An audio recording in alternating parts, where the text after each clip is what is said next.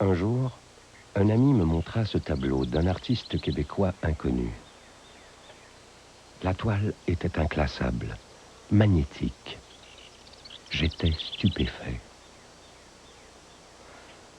J'appris que l'artiste, exilé à Paris depuis 1954, stockait dans son petit atelier plus de 200 toiles aussi étonnantes. Je décidai alors d'aller le rencontrer.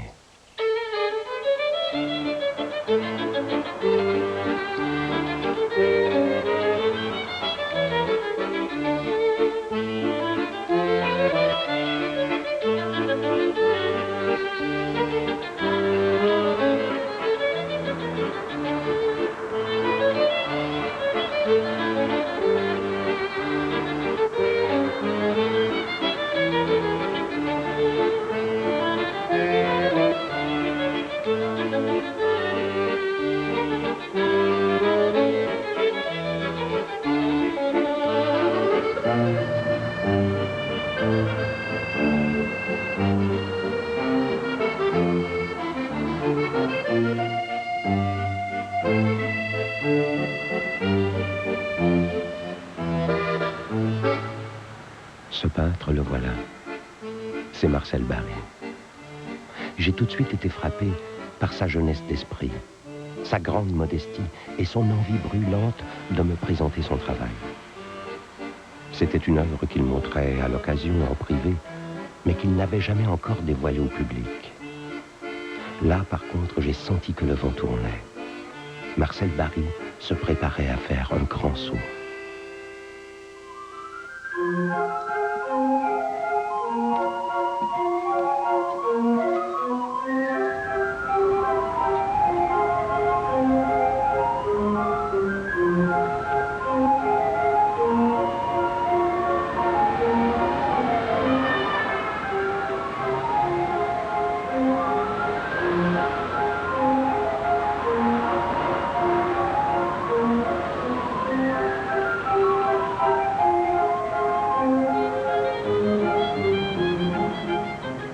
Quelques mois plus tard, une centaine de toiles quittent Paris pour le Québec après 45 ans d'entreposage.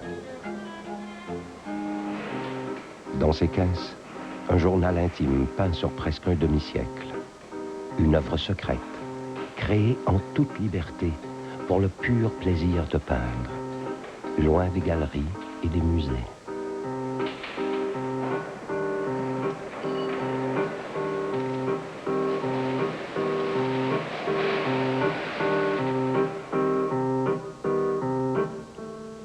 Mais comment son œuvre est-elle restée ignorée si longtemps? Après tant d'années de secret, pourquoi a-t-il accepté maintenant d'ouvrir la porte de son atelier?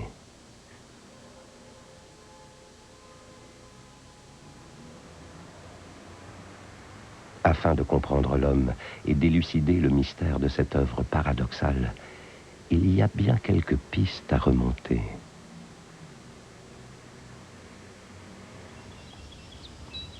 Warwick, dans les Bois-Francs.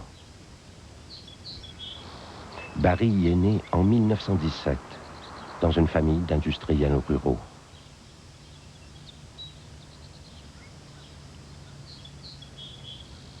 Lucette, son épouse. La voici, jeune fille.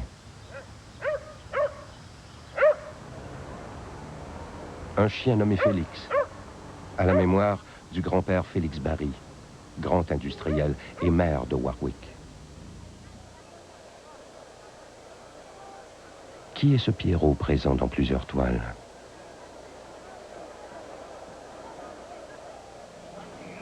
Et pourquoi cette fascination pour les catastrophes? Le 25 avril 1944, un avion de guerre s'écrase à Montréal. Barry est là. Il quitte les lieux, un débris d'avion sous le bras. Où va-t-il, ce solitaire qui adore les balades nocturnes? Surtout à Paris, où il fait moins froid. Comment s'expliquer qu'après l'unique exposition à Paris en 1950, 45 ans se soient écoulés avant qu'on ne revoie son œuvre? Et surtout, Il faut contempler les tableaux pour y trouver des indices.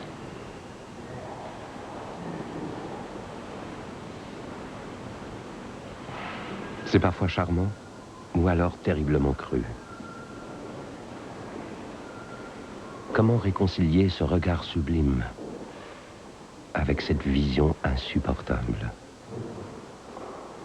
Mais quel âge a-t-il, celui qui regarde comme un enfant et constate comme un adulte la désolation du monde? Pourquoi les toiles sont-elles à la fois si merveilleuses et si terrifiantes? Est-ce vraiment de l'art ou bien une simple collection d'images privées? Qui est l'homme derrière cet univers étrange?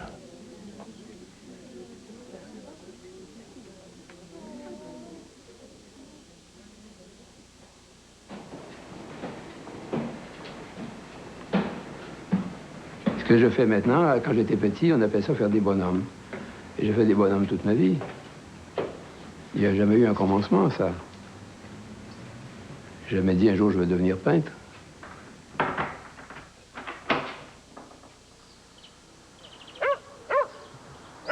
Marcel, c'est quelqu'un qui, dans la vie, a décidé qu'il ne serait pas efficace d'une manière fonctionnelle comme on l'entend normalement. Il n'a aucun diplôme excepté son permis de conduire. Il insiste beaucoup là-dessus. Il en est très fier. Il a gagné sa vie chaque fois dans des situations insolites, à mi-temps, l'air de ne pas y penser. Il s'est installé dans la vie en laissant les autres s'installer à sa place. Marcel, c'est quelqu'un qui est entouré de beaucoup d'amis femmes, étonnamment aussi, on pourrait dire, à première vue. En même temps, pas du tout, c'est la même piste qu'on peut suivre. Un enfant qui a besoin d'être entouré, choyé, cajolé.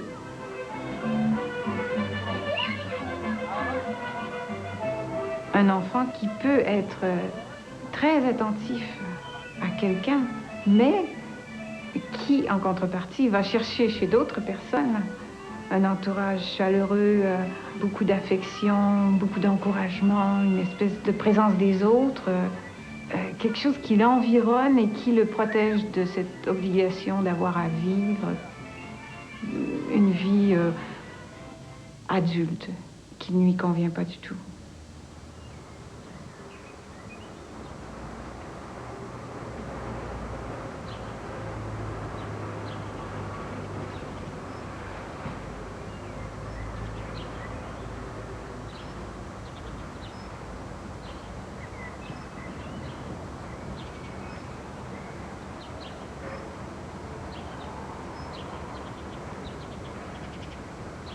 Quand j'étais à Montréal, moi, je disais, ce que j'aimerais, moi, c'est de trouver un boulot, travailler la moitié de la journée, et l'autre moitié ne plus jamais penser à vendre mes peintures, vivre que pour ça, pour peindre. J'arrive ici sachant rien faire. Si j'avais annoncé, je veux bien travailler, ma condition, que je vais tous mes après-midi pour peindre, on m'a dit, écoute, mon vieux, si tu veux pas travailler, tu retournes chez toi. Eh bien, ça m'est arrivé sur un plateau. Cet emploi à la Maison des étudiants canadiens lui laisse la liberté de peindre et en prime une fontaine de jouvence. Des jeunes venus des 4 coins du monde étudier à Paris.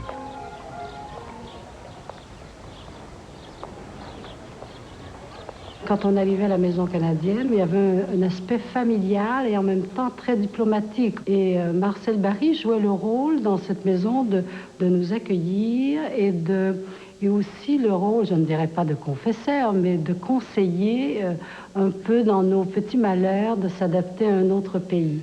Donc il y avait cet aspect psychologique de son personnage. On arrivait d'un pays où la confession avait joué un grand rôle, où on était habitué d'être aidé, d'être toujours conseillé, on sortait des couvents, des familles nombreuses.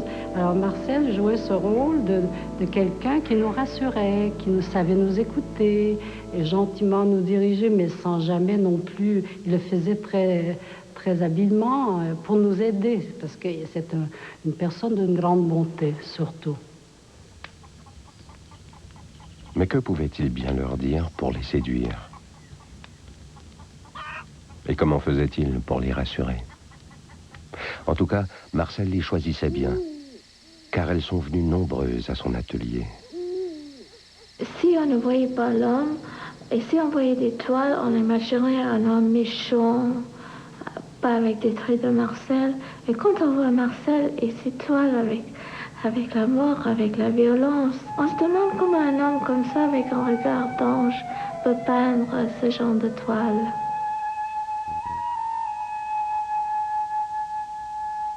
Quand j'ai acheté mes toiles chez Sennelier, bon, je ne sais pas monter les toiles, mais il les montait là-bas. Je m'arrangeais pour venir ici à l'heure du déjeuner. Pour pas que les gens du quartier me voient avec une toile qu'on s'aperçoive un jour que je faisais de la peinture. J'avais honte de ça. Alors, la cité, il n'est pas question qu'on sache ça. Bon, et puis un jour, il s'est amené Monique Cloutier, et on a commencé à parler ensemble. Et alors, en peu de temps, la communication se faisait très facilement. On a commencé à parler peinture. Il m'a montré d'autres de ses toiles. Puis là, il a vu que j'étais de plus en plus intéressée. Et il m'a amené dans son atelier, puis il m'a montré ses toiles. Je me souviens qu'il me disait à ce moment-là, ben, c'est la première fois que je montre mes toiles. Ça me surprend que tu communiques. J'ai l'impression que tu les comprends, que tu les saisis. Puis c'était ça, j'étais touchée, vraiment comme si je faisais partie des toiles. Apparemment, c'était pour lui quelque chose d'exceptionnel. Et bon, après ça, il m'a toujours répété, c'est à partir de toi que j'ai eu le courage de montrer mes toiles à d'autres.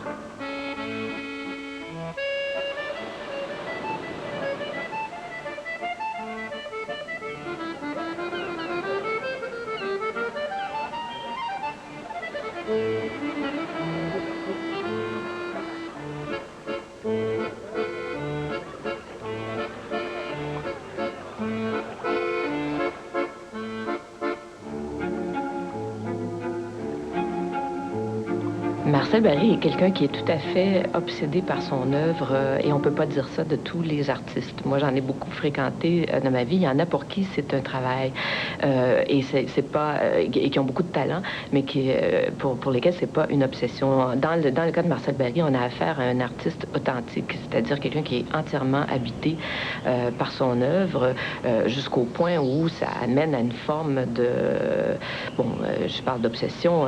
Certains diraient que ça va plus loin que ça.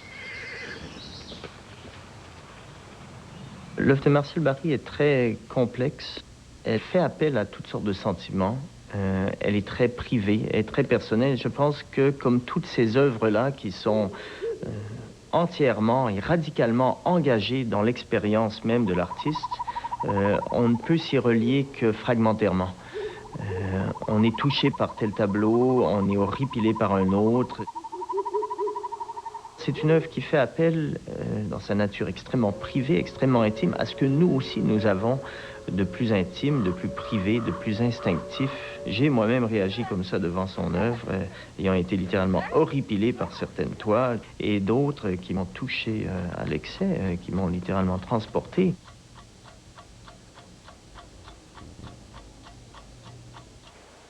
Barry est un nomade du monde imaginaire. Pour retrouver son pays, il l'a quitté. La distance lui permet de mieux voir, l'exil de mieux sentir. Peut-être que si les terres étaient ici, il aurait cherché à fuir ses souvenirs. Tandis que là, comme il se trouvait dégagé d'un certain poids, il pouvait aller chercher le beau côté de ce qu'il a vécu, tout en témoignant aussi des mauvais côtés, mais les mauvais côtés ne prenaient pas le dessus. Comme par exemple, dans les scènes d'intimité, on a très souvent un regard. Quelqu'un regarde et quelqu'un essaye d'empêcher les jeunes amoureux. Alors, à ce moment-là, comme il s'était affranchi de ça, il pouvait en témoigner. Mais s'il était resté ici, il serait probablement resté quelqu'un sur qui pèse toujours le regard d'un autre.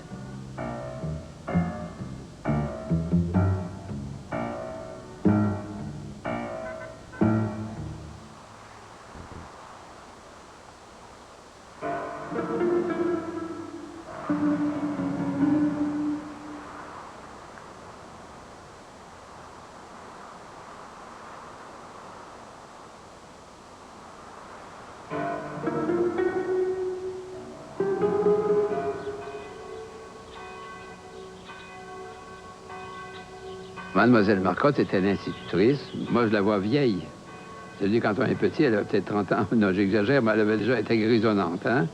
Alors, à l'école, à ce moment-là, on dessinait une pomme, on dessinait une théière, on dessinait une tasse. Alors, moi, je faisais exactement ce que je fais maintenant. Je racontais mes histoires. Et ce qui se trouve, elle m'a laissé faire comme ça. Ça l'intéressait. Elle venait voir mes dessins, mes histoires. Et c'était toujours où je passais, liberté totale. Et c'est comme ça que l'enseignement doit être.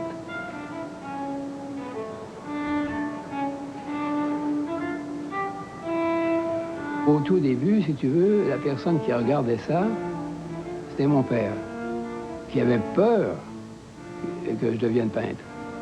Mais il me donnait tout ce qu'il fallait pour, hein, les papiers, les couleurs et tout ça. Bon. Ce même père épingla sur la porte de son jeune fils la reproduction de ce portrait d'un pauvre artiste. Marcel n'en est pas affecté, au contraire. On imagine le clin d'œil qu'il fit au destin lorsqu'il retrouva, 50 ans plus tard, le même tableau au Louvre.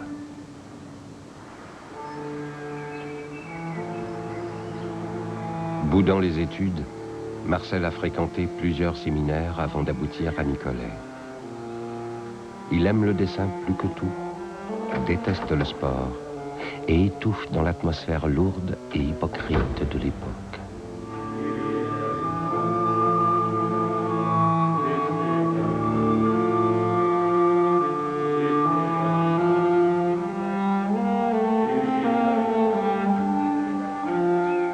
Sur l'autre rive de la rivière, il trouve un vrai maître en Rodolphe Duguay, dans ce pavillon, l'atelier du peintre nicolétain.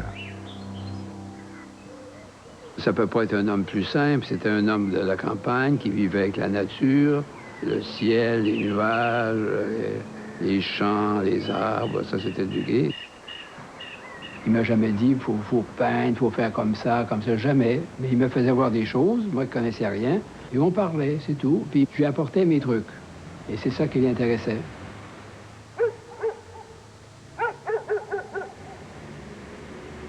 Il me disait, par exemple, la composition. Ça compte dans un tableau. Jamais on me parlait de ça. Au Beaux-Arts, personne ne m'a parlé de ça, il n'y a que lui.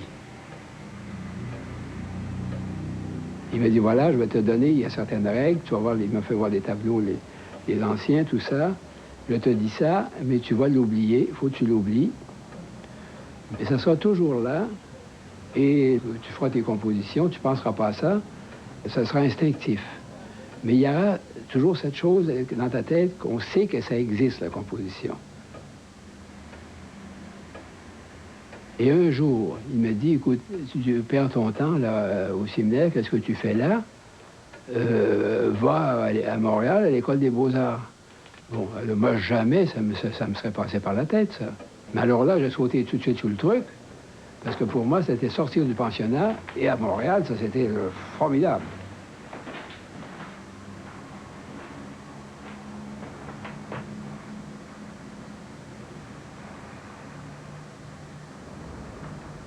Enfant, Marcel avait bien connu Montréal. À chacune de ses crises d'asthme, on l'expédiait chez le docteur en ville et ensuite au cinéma. À présent étudiant, il s'y retrouve seul, jeune provincial inscrit aux Beaux-Arts, avec la vague idée de devenir peintre.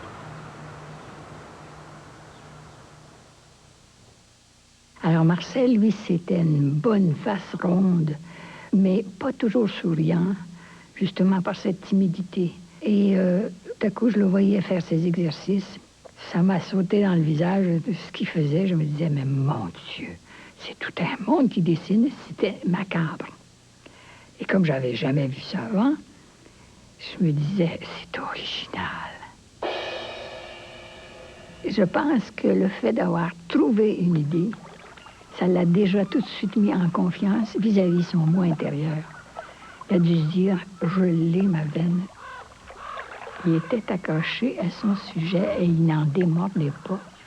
Et ça m'épatait. Il faisait des choses extrêmement bizarres qui me semblaient cauchemardesques. Moi, je ne connaissais rien, ni au surréalisme, ni à Jérôme Bosch ou aux ancêtres du surréalisme, si vous voulez. Barye dérogeait complètement parce qu'il ne pouvait pas satisfaire aux exigences de l'École des Beaux-Arts. Il ne se soumettait pas à ça. Il était déjà sur une piste à lui. Il était très singulier.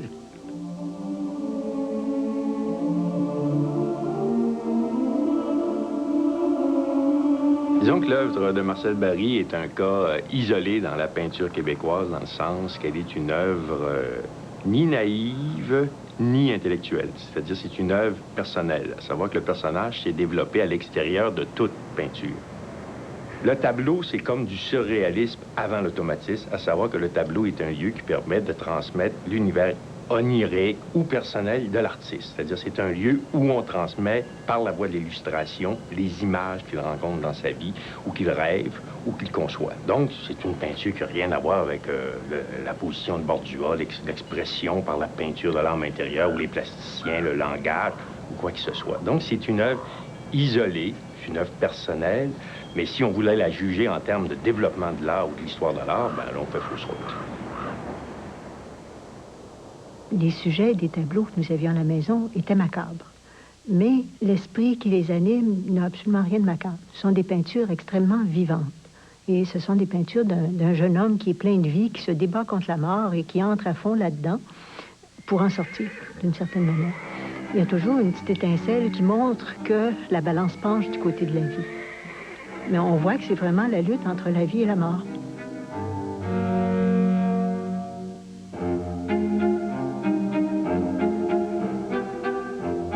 C'est un espèce de vrai coup de foudre que j'ai eu pour ce type-là. On s'entendait à merveille, on a fait les 100 coups ensemble, quoi. Et des histoires, comme on dit, à dormir debout, quoi. Et lui, il allait encore plus loin que moi, parce qu'il s'était organisé une espèce de squelette. Et puis souvent, je lui ai dit à déménager pour ce plaisir-là, de voir les déménageurs monter le cercueil chez lui, parce qu'il montait ses bagages et puis il y avait le cercueil qui suivait. Et quand il recevait des copains, il y avait très peu de copains, mais quand il recevait des copains, il ouvrait son cercueil, il assoyait son squelette comme une présence, comme ça. Et il ouvrait un grand parapluie noir qui se suspendait au plafond. Et il disait, ça c'est pour l'atmosphère. Alors là, donc, il tombait exactement dans mes points de vue. Et lui qui n'avait aucun ami à l'époque, tout de suite, on est devenus très, très copains. Puis à l'École des Beaux-Arts, j'ai fait ce que j'ai voulu. Et je ne voulais pas m'abrutir à prendre le nom des eaux et à prendre des dates. Donc je suivais bien les cours et je me présentais jamais aux examens. Alors, un jour, j'ai rencontré Maillard, j'ai dit, voilà ce que je fais. Puis ce que je faisais à l'école ne l'intéressait pas tellement. Ce qui l'intéressait, c'est ce que je faisais à la maison. Les séances étaient assez longues. Alors, bon, moi, j'étais probablement fantaisiste et puis un petit peu comique. Et puis, à un moment donné, j'ai dû arriver, puis sauter sur le lit, puis je me suis amusée à lancer mes vêtements. Et il me racontait, Marcel, qu'il avait une tortue à ce moment-là qui m'amusait beaucoup. Et alors, la petite culotte est tombée dans le baquet d'eau. Et puis la petite tortue s'est mise à jouer. Alors, paraît-il que moi, je trouvais ça très drôle, que j'ai ri beaucoup, et que ça fait un esclandre dans la maison parce que c'était une maison de monsieur, et il n'avait pas le droit de recevoir des dames sur la rue Sainte-Famille. Alors, Marcel avait eu une permission, apparemment, Marcel Barye, parce qu'il avait besoin de modèles. Et moi, alors, j'aurais semé la panique, et puis tous les gars qui habitaient à la maison, à ce moment-là, auraient dit, bah, si Marcel Barye s'amuse autant, pourquoi pas nous? Loin de l'automatisme et du refus global, Marcel ne se sent pas du tout ancré à Montréal. Suivant l'exemple de Rodolphe Duguay, il part étudier à Paris. Il est charmé par la ville lumière et par Lucette, sa future épouse. Puis, attirés par une promesse d'emploi comme enseignant à Montréal, les jeunes mariés reviennent vivre au Canada. Marcel n'obtient pas le poste attendu. Il cesse alors de peindre et travaille pendant 3 misérables années à Canadair, puis comme illustrateur médical pour son ancien mécène, le docteur Jutras, à l'hôpital Hôtel-Dieu. Il ne voulait pas rester ici. Il voulait pas, il se sentait enfermé, il se sentait coincé. Et je me souviens de Lucette qui pleurait à la maison et qui disait, moi, l'odeur du métro me manque. Faut le faire, hein? Nous, on se regardait, on disait, c'est pas possible. Elle était vraiment... Et Marcel était dans le même état d'esprit qu'elle. Je me demande s'il a essayé de peindre ici. Je sais pas. Moi, je me souviens pas l'avoir vu peindre ici. J'ai l'impression que tout ce qu'ils ont essayé de faire, à un moment donné, quand ils ont pris la décision, qu'il a vu qu'il n'y avait rien à faire, c'est de ramasser de l'argent, prendre leurs billets, puis retourner en France. Lucette, la Parisienne, la gardienne du fort. C'est elle qui, depuis près de 50 ans, assure l'encadrement indispensable à la création.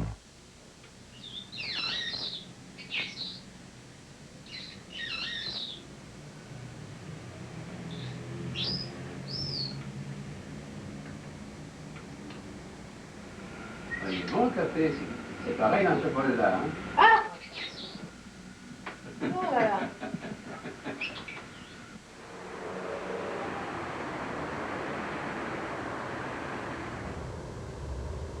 En ce qui concerne ses choix ou cette ligne de conduite vis-à-vis de son art, moi je dirais qu'il n'a rien choisi, que ça correspond profondément à sa personnalité, que c'est pas une décision tout à coup, il a dit je vais être comme ça et qu'il en souffrirait, parce que n'importe qui aujourd'hui souffrirait de rester caché, de ne jamais parler publiquement de son œuvre. Mais lui, ça correspond profondément à sa personnalité, c'est-à-dire c'est comme un joyau, c'est comme un trésor qu'il a, c'est caché, c'est son côté peut-être enfantin aussi. Mais c'est ce côté si beau aussi du désintéressement profond d'un artiste. Les vrais artistes sont toujours désintéressés. Je le crois profondément, ça.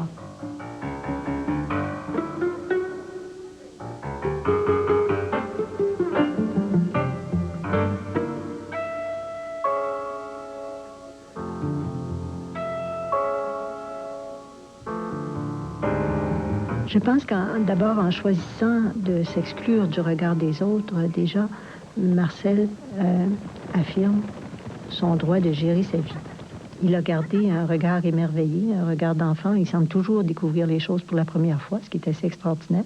D'un autre côté, il n'a jamais cessé de réfléchir comme un adulte sur le sens de la vie.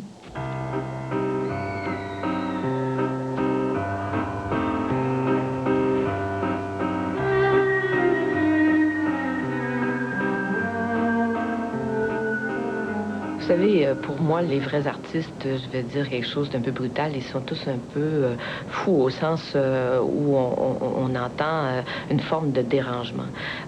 S'ils ne le sont pas, il y a des artistes qui ne le sont pas, et je trouve dommage qu'ils ne le soient pas. En fait, les œuvres qui me touchent, en général, sont des œuvres débordantes, et il faut pouvoir déraper pour produire peut-être des très grandes œuvres. Alors quand je dis ça, ça n'est pas négatif, mais il faut une forme de déséquilibre. Et les tableaux les plus intéressants, et ce qu'il a fait de plus intéressant à mon avis, c'est ce qui témoigne d'une forme de déséquilibre qui devrait tous nous toucher.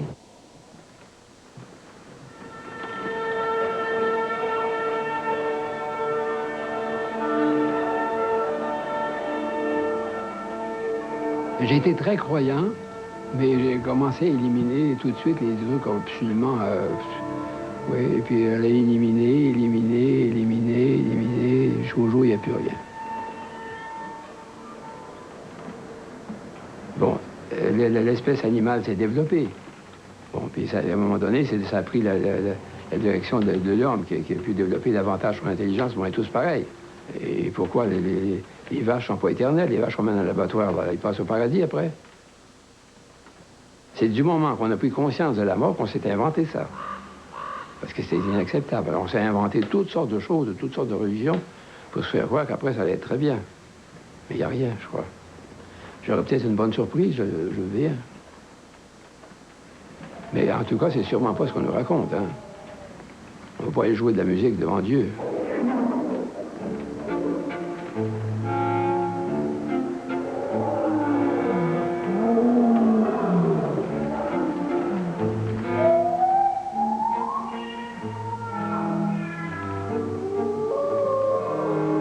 pas une création spéciale pour l'homme. C'est une continuation. Et le jour où on a compris qu'on allait mourir, c'est pas parce qu'on a compris ça qu'on était devenu immortel. Plus immortel que les singes qui étaient juste avant.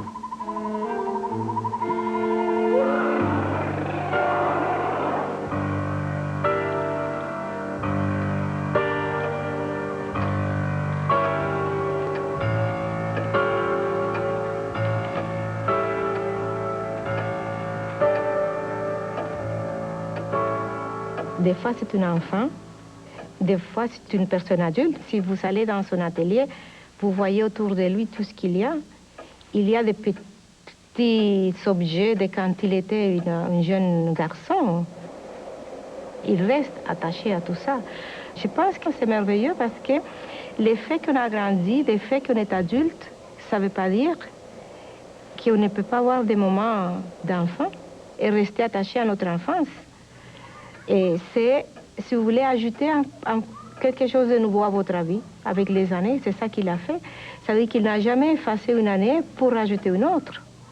Et c'est une année vécue en plus et en plus. Et c'est ça qui est extraordinaire de Marcel. Il y a toute sa vie là, dans ces tableaux, dans ces petits objets qu'il y a dans son atelier, dans sa personnalité. Tout est là.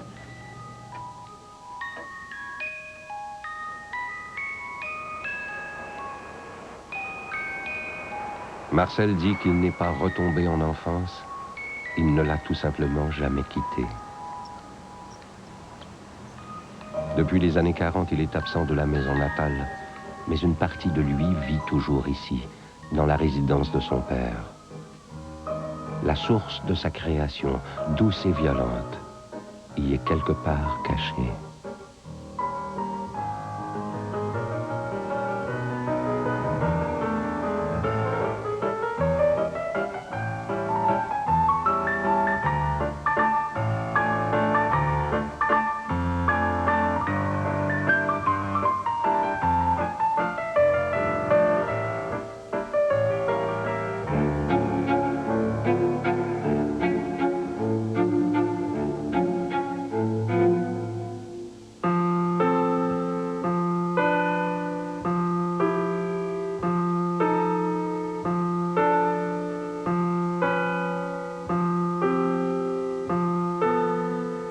Il faut s'imaginer le confort d'une autre époque. Beaucoup d'amour, d'attention, d'espace et de jouets. Un univers de femmes. Désiré Barry, le seul homme, tente d'intéresser au sport son fils asthmatique. Mais c'est la gouvernante Georgiana qui le fascine. Racontant les histoires de sa campagne profonde, elle donne à Marcel le goût d'inventer les siennes.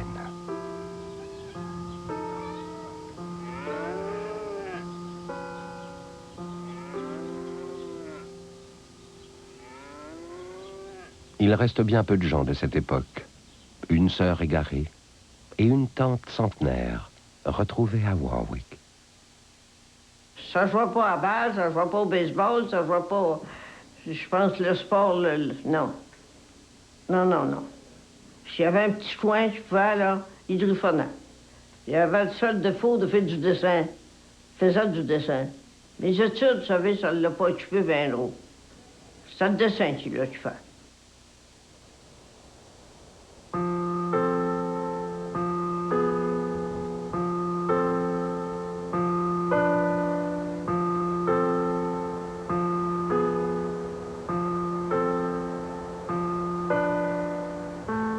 Désiré Barry sait très bien que Marcel ne deviendra jamais un homme d'affaires. Il s'inquiète de l'avenir de son fils, mais alimente volontiers le monde imaginaire de l'enfant.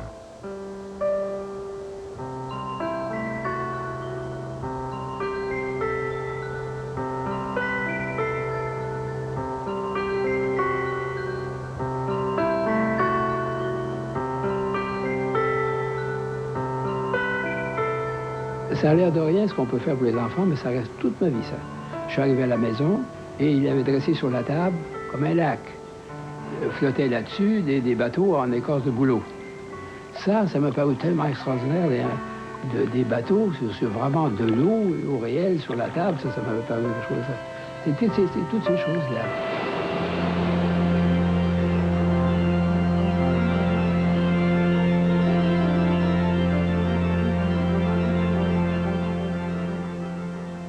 Dans une dépendance de la maison, Marcel écrit de connivence avec son père un journal satirique.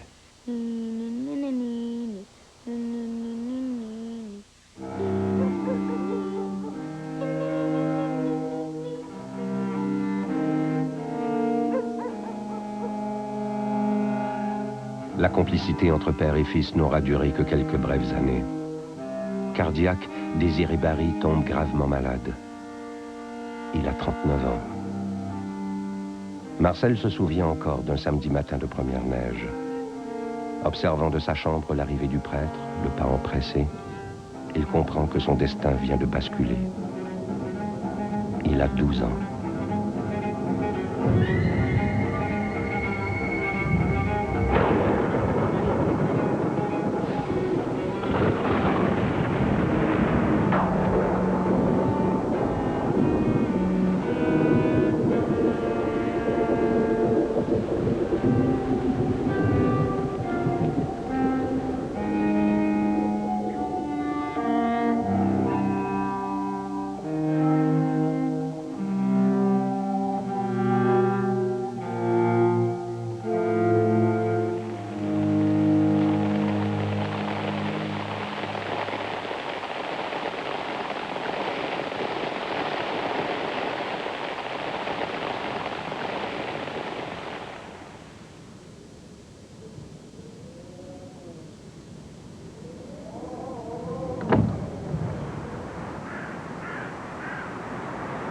À l'aube de la vie adulte, Marcel est sans guide. Il s'accroche plus que jamais au dessin, sa source d'identité, son compagnon de voyage, son phare.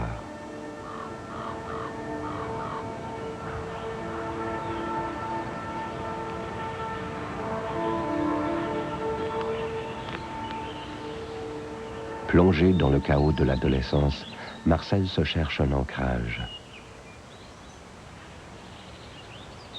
Avec son amie d'enfance Bernadette Muir, il découvre l'antidote à la mort. On se tenait la main.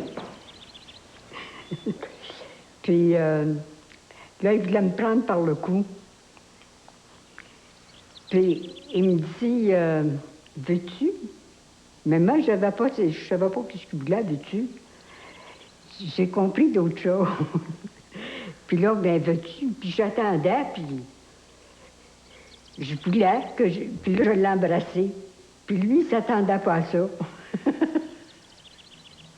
J'ai dit, je t'aime, je t'aime, je t'aime. Ça se passe pas, ça, ces maladies-là. La maladie de l'amour. Marcel ne cherchera jamais à en guérir. Aux Beaux-Arts de Montréal, il rencontre Simone Panton. Grand amour. Par la suite, toutes les femmes de sa vie l'aideront chacune à sa manière à éloigner le souvenir et l'approche de la mort. Je pense que la chose la plus belle dans la vie, c'est l'amour. Je ne peux pas aller plus loin, je ne peux pas donner d'autres... c'est pas possible. On ne peut pas décrire ça. C'est comme ça. C'est sûr, ça. C'est sûr. Ça vaut la peine de vivre pour ça.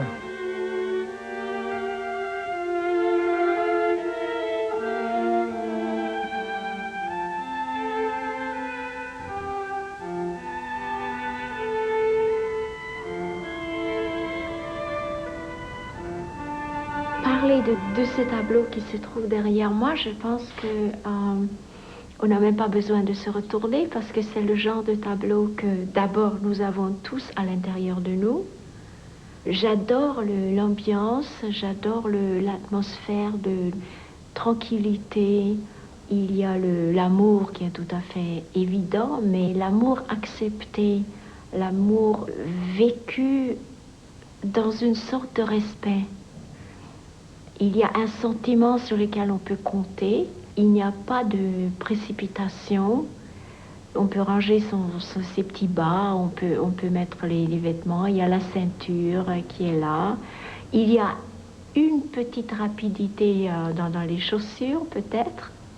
Maintenant, on peut aussi imaginer que tout est tombé par terre à un moment donné et qu'on a tout ramassé par la suite. Donc, il faut présumer de rien. Il y a un double amour, je pense, l'amour vécu et le souvenir de cet amour qui permet de peindre chaque objet avec sensualité, avec une sorte de délectation. Je pense que la manière dont la lampe se reflète dans la glace, on voit la forme, on prend la forme, on pourrait la caresser, on pourrait l'entourer, on pourrait la regarder très longuement, la petite boîte entrouverte, le petit chapeau, un tout petit peu émouvant, un tout petit peu ridicule, la couverture un petit peu remontée. Probablement, ne prends pas froid, ma chérie. Rétrospectivement, de peur que la personne qu'on a aimée il y a 40 ans puisse encore prendre froid lorsqu'on l'a peint aujourd'hui. J'adore ce tableau. En 1985, Marcel Barry prend sa retraite de la Maison des étudiants canadiens. Il a gagné du temps pour créer, mais il a perdu ses muses. Il arrête de peindre. Seuls des tableaux virtuels continuent de se composer sous son regard.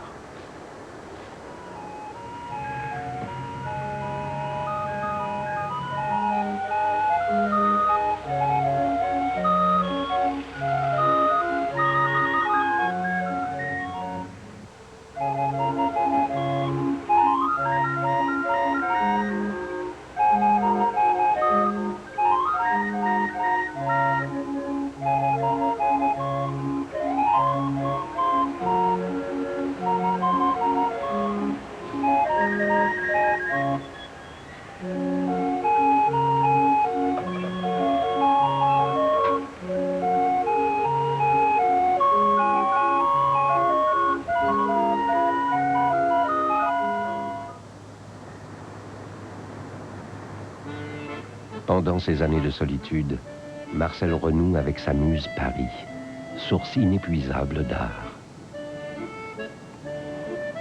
Au Louvre, il se forge une amitié bien particulière avec Madame de Sorquinville, grande dame du XVIIIe siècle, restée jeune, toujours belle. Il a de longues conversations avec cette femme du monde, à qui il propose même une sortie dans sa Normandie natale, en compagnie de Félix.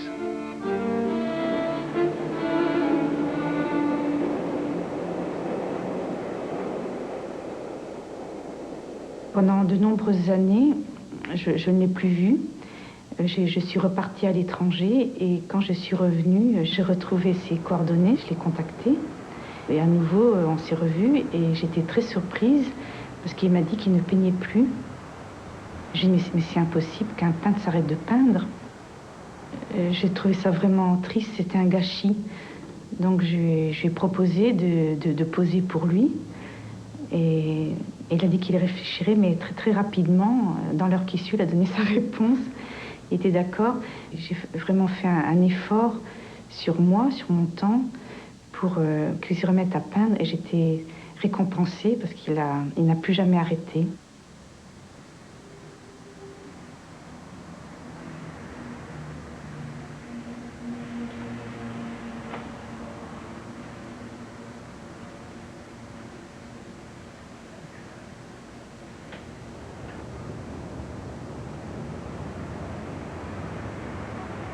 Comment ça se fait, ça, j'en sais rien. J'ai aucune technique, aucun secret. Quand j'ai une idée comme ça et que j'arrive dans ma toile, je me demande comment je vais faire. Et c'est pour ça que je fais avec le fusain. Parce que j'efface, j'essuie, je recommence. Et puis tout à coup, ça y est. Bon, une fois que c'est fait, ça, je me pose les mêmes questions. Comment je vais faire maintenant pour peindre ça? J'ai aucune idée. Bon, j'hésite, je tarde à commencer, mais il y a qu'une chose à faire. Hein. C'est d'abord de mettre une tache sur la toile, prendre le pinceau, mettre une couleur. Bon, c'est pas bon. Alors je corrige. C'est pas bon non plus, je corrige. Finalement, c'est une correction en corrigeant comme ça que finalement, à la fin, il y a quelque chose. C'est aucune technique, aucun secret, rien. C'est comme ça. J'ai l'impression, c'est dernièrement que je me suis rendu compte de ça. Comment je travaille, c'est en corrigeant tout le temps. Et heureusement, j'ai pas de technique. J'ai jamais voulu apprendre quoi que ce soit. J'ai pas de technique. Je sais pas où je passais, dans quel musée, il y a un conférencier qui commence à parler des couleurs complémentaires. Et il donne des couleurs complémentaires. Heureusement, j'ai oublié depuis. Et je vais pas apprendre des choses comme ça. Parce que, bon, je mets les couleurs l'une à côté de l'autre, ça va ou ça va pas. Faut pas savoir les choses, faut les trouver tout seul. Hein.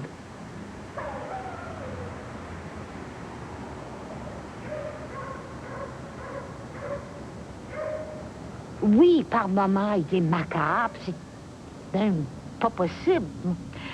Il y a un tableau, je pense, qui va être dans l'exposition. Je l'ai vu à Paris, ce tableau-là, et puis ça m'a donné la chair de poule quand ça m'a secoué. Et c'est sur la mort. Donc, il pense à la mort. Évidemment, pendant qu'il faisait le tableau, ça a dû être horrible pour lui. Sa mort, il l'a eu, là. Alors, la vraie mort, ça ne sera jamais rien de terrible pour lui. Il sait très bien qu'il n'est pas éternel, mais je pense que la mort, il l'a réglé en faisant ce tableau-là.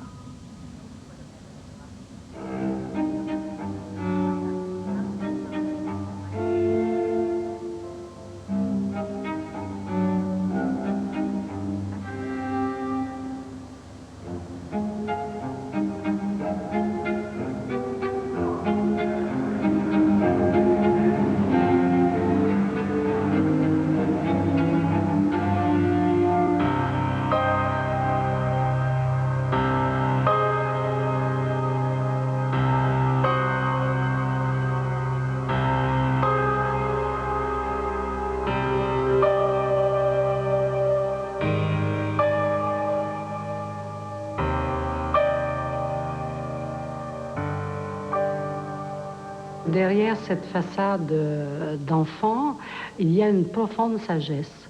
Il y a ses yeux de voyant. C'est-à-dire, il sait tout, Marcel. Il sait tout, la politique, la vie, tout ça, il le sait, mais il a la discrétion de ne pas, ça va avec le reste d'ailleurs de sa personnalité, il a la discrétion de ne pas étaler ce qu'il sait. Mais c'est un intuitif, c'est un artiste, il sait, tout simplement. C'est comme ça que je le vois. Il comprend tout.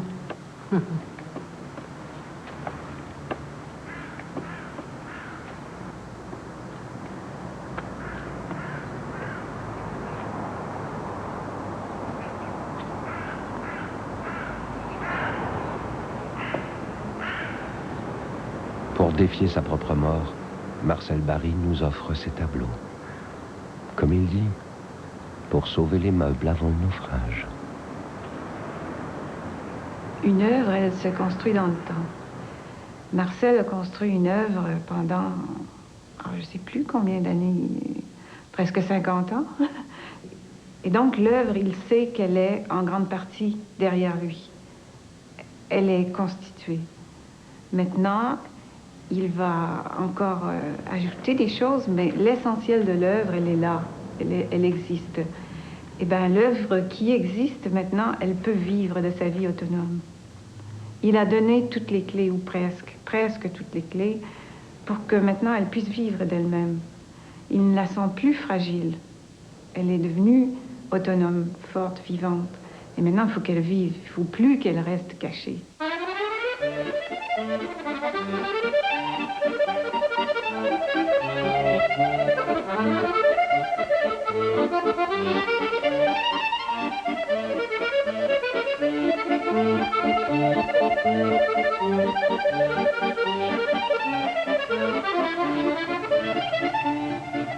Si on a résumé Barry, et ce qui, moi, en fait, me passionne dans toute cette histoire, c'est qu'au fond, Barry est à traiter avec beaucoup d'égards, pour la simple et bonne raison qu'il s'agit là d'un peintre qui est, je dirais, beaucoup plus obsédé par l'art que par l'histoire. S'il faut le situer en histoire de l'art, il est clair que son choix n'est pas d'être dans l'histoire, mais d'être en art. Il est difficile, évidemment, à cerner, il est difficile à placer, mais tant mieux. Les entomologistes, que sont les historiens de l'art, auront tout le problème à le situer. On s'en fout. Mais il s'agit d'un spécimen qui est essentiellement centré sur l'art et ignore finalement l'histoire tout autour, et c'est ce qui fait, je pense, sa force et son intérêt.